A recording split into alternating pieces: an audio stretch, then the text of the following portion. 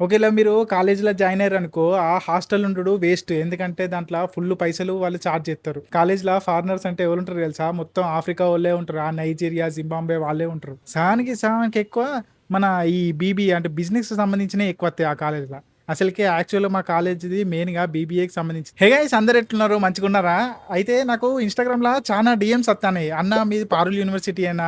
ఆ కాలేజ్ ఎట్లుంటది? ఫ్యాకల్టీ ఎట్లుంటరు? అని జెప్పేసి ఫుల్లు డీఎంల మీద డీఎంలు వత్తనే ఉన్నాయి. ఇగ మెయిన్‌గా కాలేజు ఫీ స్ట్రక్చర్ అవన్నీ ఇగ వెబ్‌సైట్‌లో కొట్టి చూస్తే వాళ్ళు ఎక్స్‌పర్ట్ కాల్ వత్తది. అవన్నీ సెట్ చేసేసుకోవచ్చు. అవి అయిపోతాయి. అవి ఎట్లా తెలిసిపోతాయి. ఇగ కాలేజీల ఫెసిలిటీస్ ఎట్లుంటాయో దాని గురించి చెప్తా. కాలేజీలో ఒకవేళ ఫెస్ట్ జరిగిందనుకో, అసలుకి ఫెస్ట్ అయిపోయినంక ఇన్‌స్టాగ్రామ్‌లో పోస్ట్ పెట్టేదాకా తెలవదు. అసలుకి కాలేజీలో ఫెస్ట్ జరిగిందా? లేదా? అని చెప్పేసి. అంత ఘోరంగుంటది. ఇగ సౌత్, నార్త్ డామినేషన్ ఘోరంగుంటది. అంటే కొన్ని ఫ్యాకల్టీస్ వాళ్ళు అట్లా చూత్తరన్నట్టు. ఎందుకంటే నేను కూడా అట్లా ఎక్స్‌పీరియన్స్ చేసిన. ఒకవేళ మీరు కాలేజీలో జాయిన్ అయ్యారనుకో, ఆ హాస్టల్ ఉండుడు వేస్ట్. ఎందుకంటే దాంట్ల ఫుల్లు పైసలు వాళ్ళు చార్జ్ జేత్తరు. దానికి బెస్ట్ ఏందంటే మన రూమ్స్ తీసుకుండు లేకపోతే పీజీలు ఉండుడే బెస్ట్. మీకు ఒకవేళ అది బయట రూమ్‌లో ఏమన్నా తెలవకపోతే నాకు ఇది మెసేజ్ చేయరు లేకపోతే కామెంట్ చేయర్రి.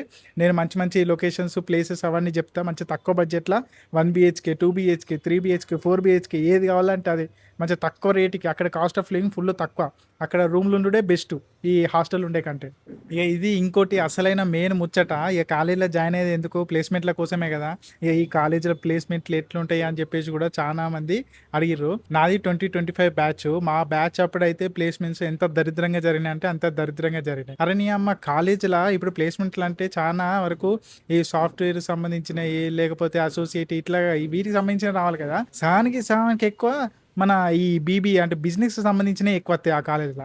అసలకి యాక్చువల్‌గా మా కాలేజ్‌ది మెయిన్‌గా బీబీఏకి సంబంధించి అంటే బిజినెస్‌కి సంబంధించింది. మా బ్యాచ్ అప్పుడు ఏమైందంటే దరిద్రం కొద్దీ చానా కంపెనీలు మన బ్లాక్ లిస్ట్‌లో పెట్టినాయి. అదొక పెద్ద మైనస్ అయింది. ఇగ ఇప్పుడు ఎట్లున్నదో మనకైతే తెలవదు గానీ, ఇగ అప్పుడు జరిగిన సిట్యుయేషన్ అప్పుడు నేను ఫేస్ చేసినయి ఏందో నేను మీకు చెప్తాను. ఇగ ఇప్పుడు ఎట్లున్నదనేది ఇగ మీకే తెలవాలి. మీరే ఎక్స్‌పీరియన్స్ చెప్తారు ఇప్పుడు కొత్తగా జాయిన్ అయ్యేటోళ్ళు.